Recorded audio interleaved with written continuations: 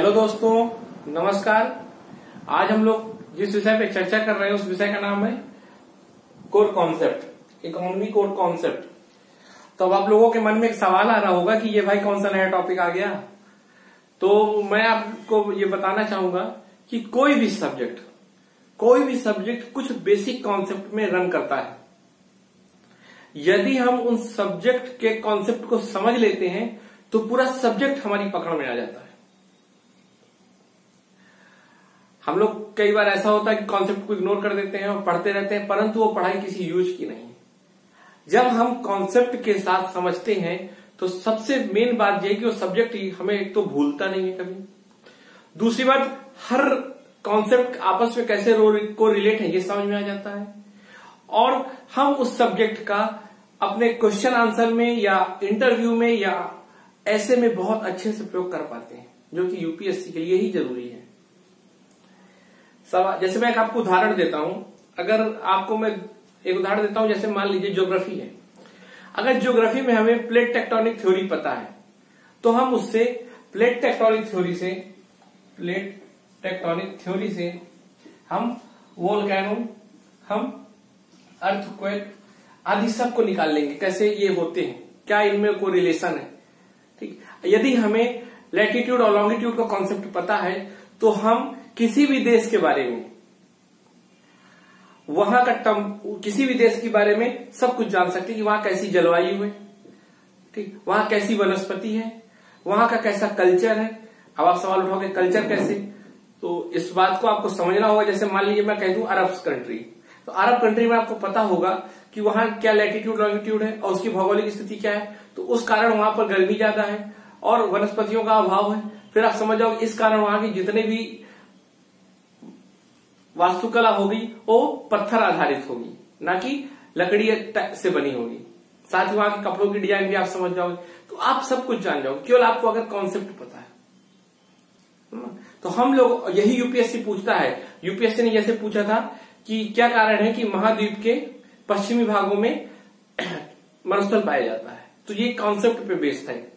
तो हम लोगों को कॉन्सेप्ट को समझना है और कहानियों को समझना है, उससे समझिए। जैसे मैं आपको एक और उदाहरण देता हूं। मान लीजिए कोई एक मूवी आप देखिए पूरी, आप उस मूवी का एक एक किरदार, एक एक डायलॉग सब जानते होंगे, लेकिन जब उस मूवी के बारे में आपको फैक्चुअल लुसेंट के फॉर्म में दे देंगे, ऐसे लुसेंट में नहीं लिखा रहता हीरो का नाम ये था, हीरोइन का नाम ये था, हीरो इस पैदा हुआ था, ये डायलॉग इसने बोला था, तो शायद आपको कभी याद ना हो, और याद भी होगा तो कुछ दिन में भूल जाएगा। परंतु जब आप मूवी देखते हो अर्थात कॉन्सेप्ट को समझते हो तो आपको सब पता रहता है। जैसे मान लीजिए अगर आपको बेसिक कॉन्सेप्ट पता है भारतीय फिल्मों का कि सुख दुख सुख होता है, तो आप देखोगे सब मूवी का आपको बेसिक पता है क्या है, ठीक। और यदि आपने करण जौहर को मूवी होगी तो यही होना ही है केवल, ठीक। आप बिना मूवी देखे कहानी बता सकते हो। ऐसे ही कुछ इस समय मीडिया संस्थानों का है कि हमें उनका पता है कि क्या उनके बैकग्राउंड में चल रहा है, उसके बेस पे हम बता देंगे कि इस न्यूज का क्या एनालिसिस करेगी, ठीक। तो चलिए हम लोग चलते हैं इकोनॉमी में। तो इकोनॉमी के अगर हमें कोर कॉन्सेप्ट को समझना है तो हम चर्चा करते हैं कुछ शब्दों की। जैसे एक शब्द सुनते होंगे आप, डिमांड, फिर एम्प्लॉयमेंट, फिर सेविंग, इन्वेस्टमेंट,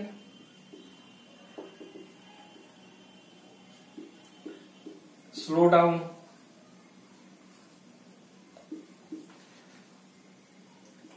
बूम। ये कई और वर्ड हैं, इस तरह के बेसिक वर्ड हैं। यही आप देखते होंगे न्यूज़पेपर में भी पढ़ते रहते होंगे, या इकोनॉमी का कोई भी विशेषज्ञ बात करते होगा तो इन्हीं शब्दों के साथ ही बात करते होंगे बस।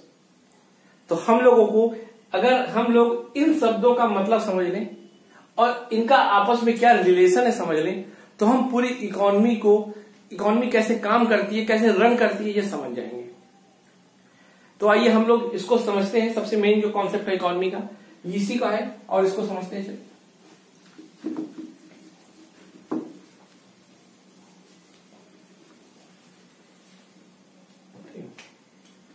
देखिए जैसे मान लीजिए होता है डिमांड, ठीक, इन्वेस्टमेंट,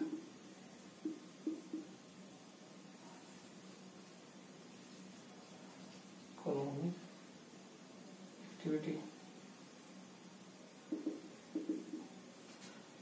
एम्प्लॉयमेंट, एम्प्लॉयमेंट, इससे इनकम, इनकम से डिमांड। ठीक, मतलब मांग, निवेश, आर्थिक क्रियाएं,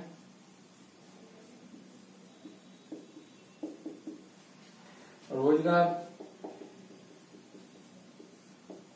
आय।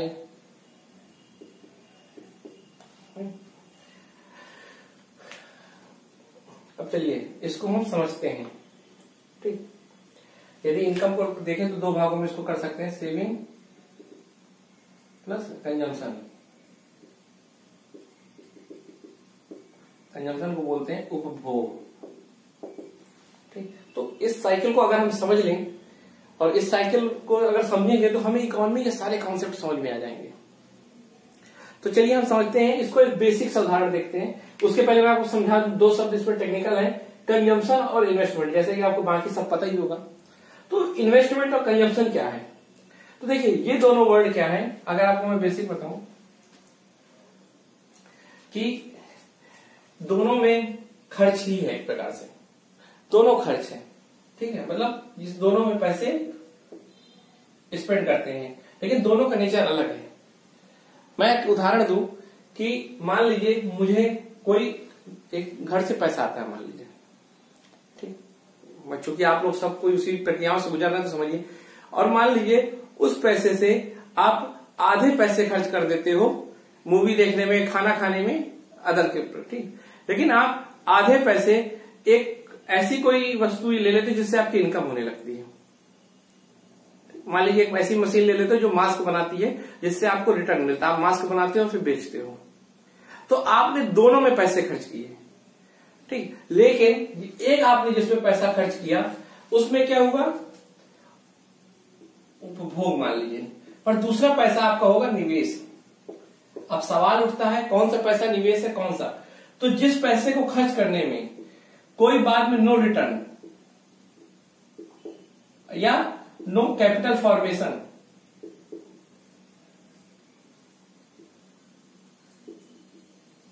तो उसको कहेंगे उपभोग या कंजम्पशन।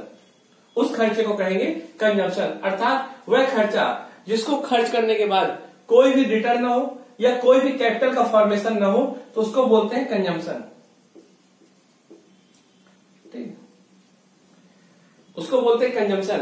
परंतु ऐसा खर्चा जिसको करने के बाद, जैसे मान लीजिए मैंने क्या था, एक मशीन ले ली, सिलाई मशीन, उससे मास्क बनाने लगे, अर्थात सिलाई मशीन क्या हुआ, कैपिटल फॉर्मेशन, और उससे होगा रिटर्न।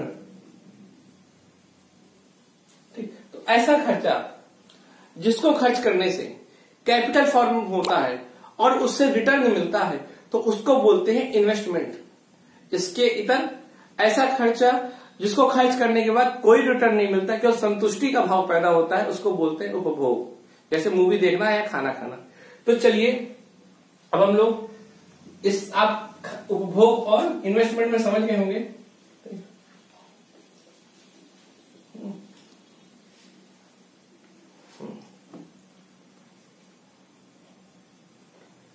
उम्मीद करता हूं कि आपके घर वाले या हम लोगों के घर वाले हमारे ऊपर इन्वेस्टमेंट कर रहे हो, ना कि उपभोग, क्योंकि रिटर्न करना है। तो चलिए डिमांड समझते हैं। अब इसको एक उदाहरण से समझते हैं। ठीक, मान लीजिए किसी देश में कार की डिमांड हो जाए, कार है ना, तो कार की अगर डिमांड हो जाए मान लीजिए, तो क्या होगा, बिजनेसमैन को पता चल जाएगा कि यहां कार खरीदने वाले लोग बहुत हैं।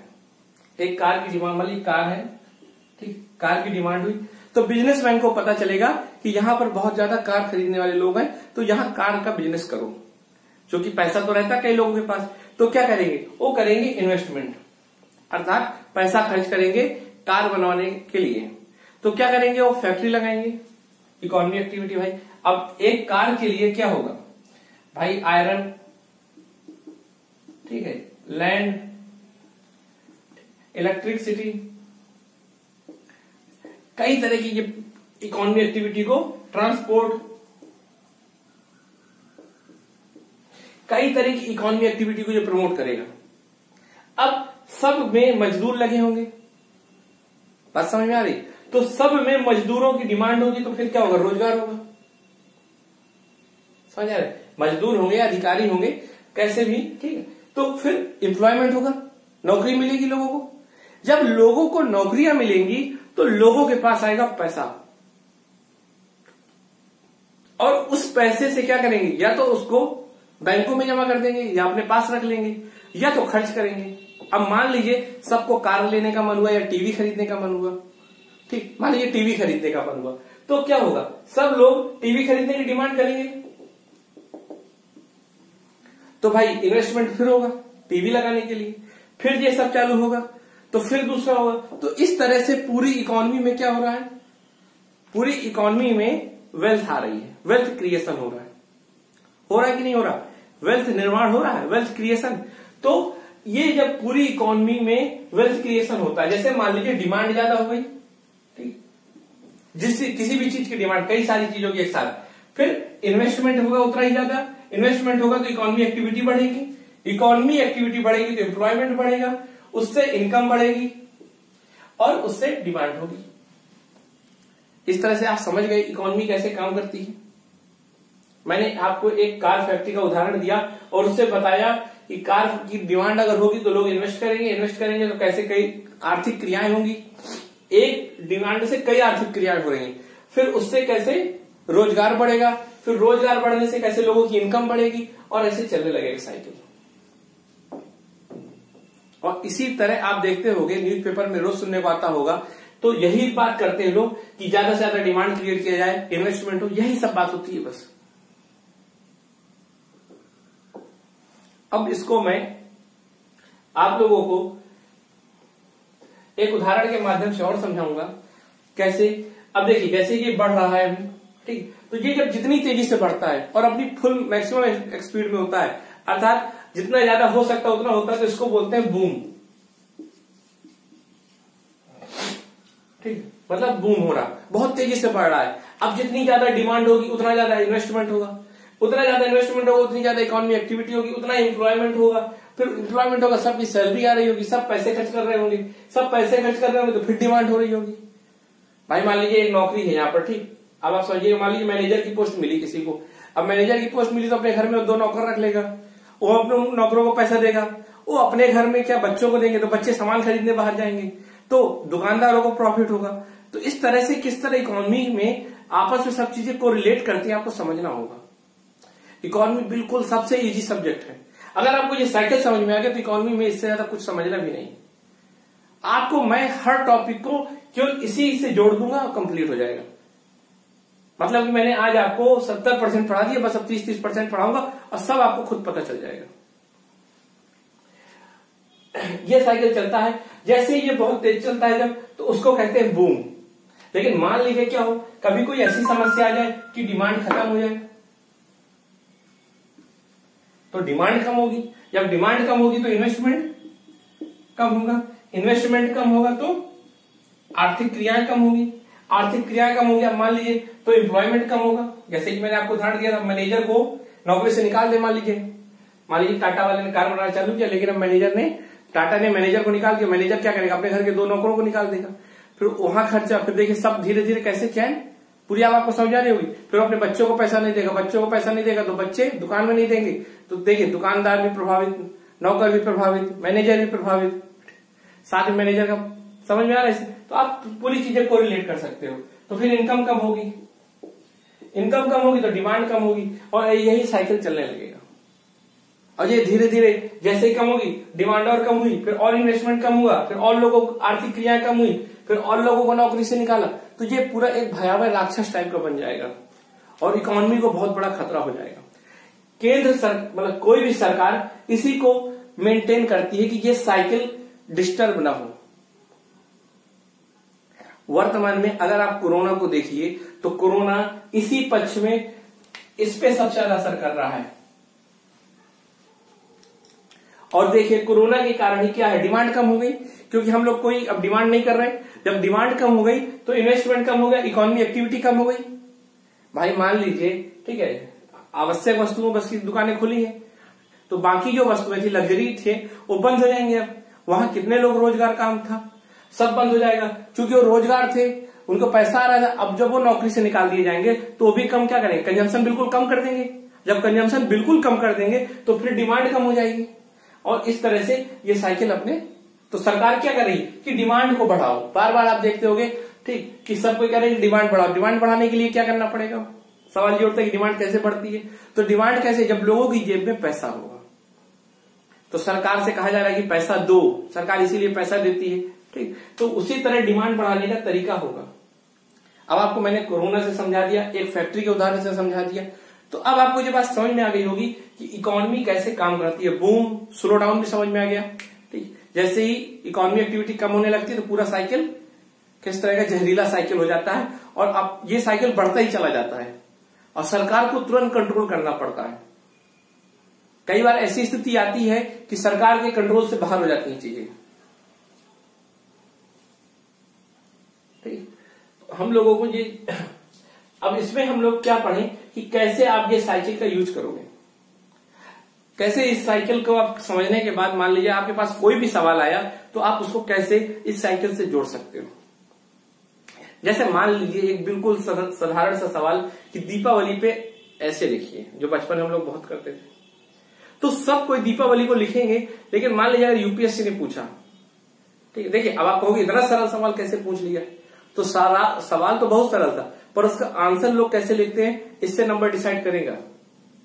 मान लीजिए किसी ने ऐसा लिखा जो किसी ने, अब मान लीजिए किसी लड़के ने दीपावली को इससे जोड़ दिया, अर्थात दीपावली को जब उसने अर्थव्यवस्था के चश्मे से देखा तो उसने सोचा कि जैसे दीपावली आएगी तो कपड़े की डिमांड बढ़ेगी, पटाखों की, मिठाई की डिमांड बढ़ेगी, डिमांड बढ़ेगा तो इन्वेस्टमेंट होगा, एक्टिविटी बढ़ेगी, एम्प्लॉयमेंट बढ़ेगा, और देश की ग्रोथ बढ़ेगी, अर्थात देश का जीडीपी बढ़ेगा।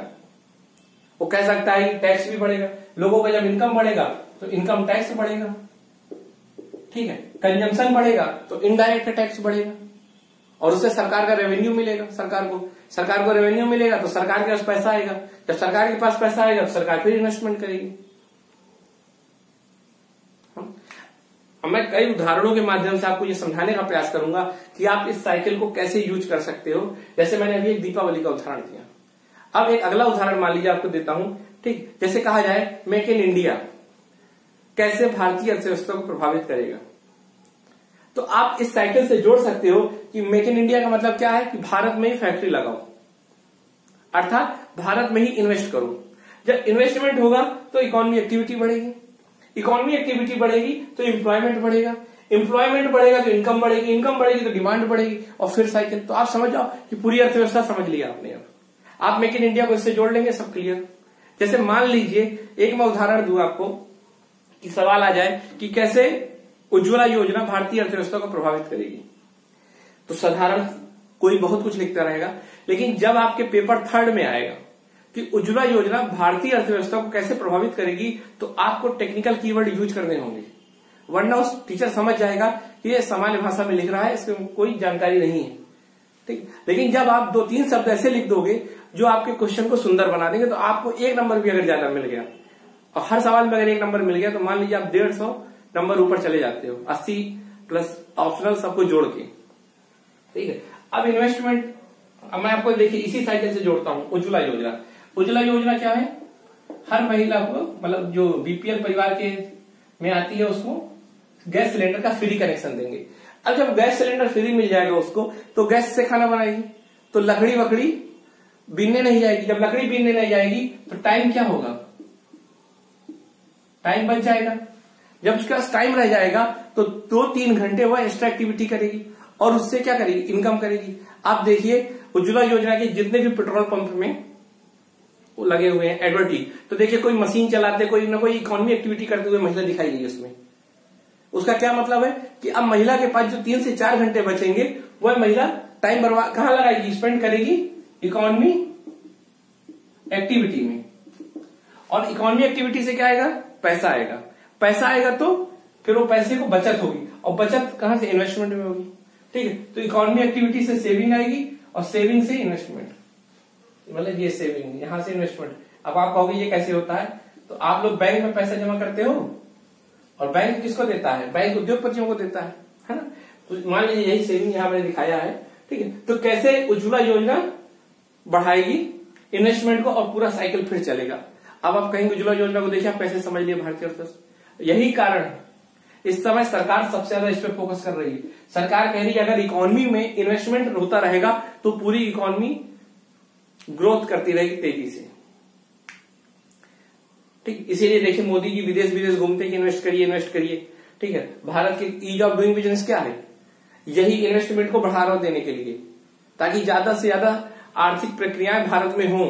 भाई भारत में कोई बिजनेस शुरू करना बहुत कठिन काम होता था पहले। मान लीजिए बिजली का कनेक्शन लेना तो 20 बार जाना पड़ता था, ठीक। तो इसलिए कोई उद्योगपति आता नहीं था, पैसा होने के बाद भी यहां नहीं आता था कि मांग होगी क्या मतलब यहां बिजनेस ही शुरू करना मुश्किल है, ठीक। लेकिन मोदी जी ने क्या कहा कि एक दिन में मान लीजिए 2 दिन में चालू हो जाए, बिजली कनेक्शन हो जाएगा, तो लोगों ने कहा अब आसान है, चलो वहां पैसा लगाते हैं, अर्थात वहां इन्वेस्टमेंट करते हैं। इन्वेस्टमेंट करेंगे इकोनॉमी एक्टिविटी, फिर पूरा साइकिल। तो इस तरह आपको समझना होगा। अब आप किसी भी उदाहरण से इसको जोड़ सकते हैं। मैं उम्मीद करता हूं कि आप जोड़ेंगे और कमेंट करके मुझे बताएंगे, ठीक।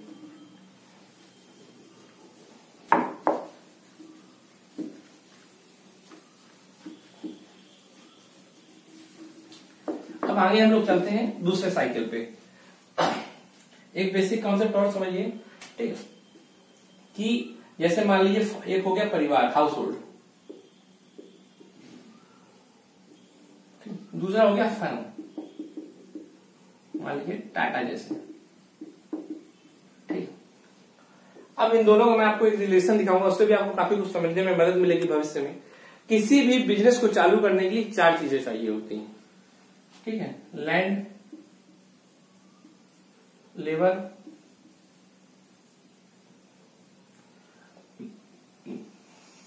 Capital, entrepreneurship.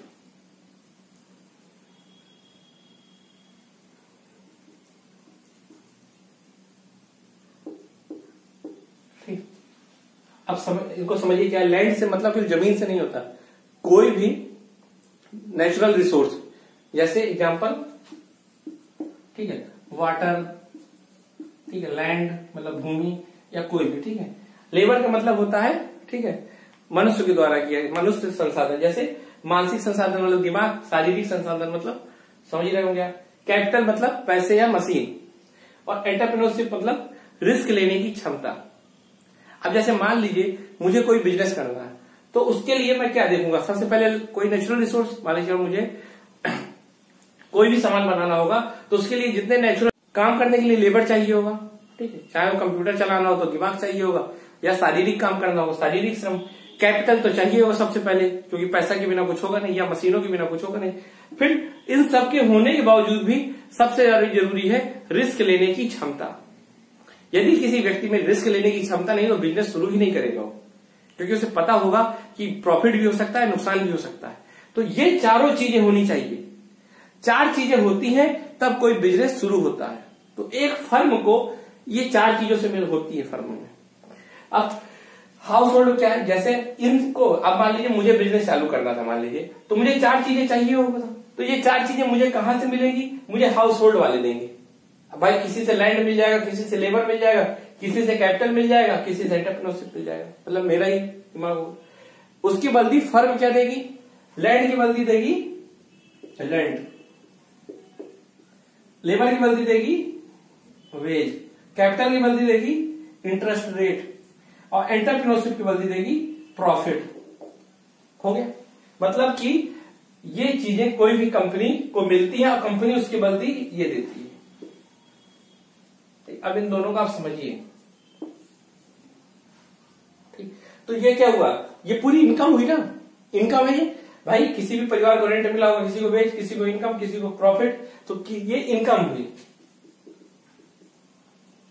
लोगों की इनकम है, ठीक है। अब जब इनकम है तो ये बताइए हाउस होल्ड की डिमांड भी होगी कुछ ना कुछ। मान लीजिए हाउस होल्ड की डिमांड है कार खरीदना, तो ये हाउस होल्ड कार खरीदेगा फर्म से ही ना, कार, टीवी कुछ भी खरीदेगा फर्म से, तो फर्म को इसी इनकम से पैसे देगा। तो पूरा पैसा तो नहीं देगा, मैंने क्या कहा था, मान लीजिए अगर ये 100 रुपए पूरी इनकम होगी तो मान लीजिए 30 रुपए खर्च कर दिए प्लस 70 बैंक में रख दिए, तो ये 30 रुपए चलेगा इसके पास, ठीक, सवाल हो इस तरह। और फिर ये इसको देगा, ये ऐसे साइकिल चलता रहेगा। लेकिन मान लीजिए इसको अपनी एक्टिविटी बढ़ानी हो, दूसरा फर्म भाई डिमांड ज्यादा होगी, कहीं दूसरा कुछ लगाना होगा तो इसको पैसे चाहिए होगा। अब ये पैसे कहां से पाएगा? पैसे के लिए इसको कहां जाना पड़ेगा? बैंक, ठीक है, अब बैंक ही तो जाना पड़ेगा। तो ये बैंक, पर बैंक को कहां से पैसा मिलेगा? बैंक को यही 70 रुपए मिलेगा। और इस तरह इकोनॉमी पूरी काम करती है। आप ये भी एक साइकिल समझ लीजिए, ठीक है। इसीलिए कहा जाता है, इसीलिए मोदी जी परेशान है कि जितने भी बैंक वाले हैं, ठीक है, पैसा जमा करो बैंक में, ठीक है। विमुद्रीकरण कर दिया तो देखा था कितनी जल्दी बैंक में पैसा आया था। तो हम लोगों को ये समझना होगा। तो मैंने आपको आज इकोनॉमी में 2 मेन कॉन्सेप्ट बताए। अगर आप इन कॉन्सेप्ट को समझोगे तो आप इकोनॉमी में मैं जितना भी आगे पढ़ाऊंगा बहुत आसानी से समझ लोगे। आप न्यूज़पेपर में देखते होंगे, कोई भी बात होती होगी तो ये डिमांड, एम्प्लॉयमेंट सबकी बात होती है बस। और आज आपको समझ में आ गया होगा। यदि आप लोगों को अच्छा लगा हो और समझ में आया हो तो आप लोग इसको ज्यादा से ज्यादा शेयर करिए, ताकि ज्यादा से ज्यादा लोग इससे प्रॉफिट कमा पाए। धन्यवाद।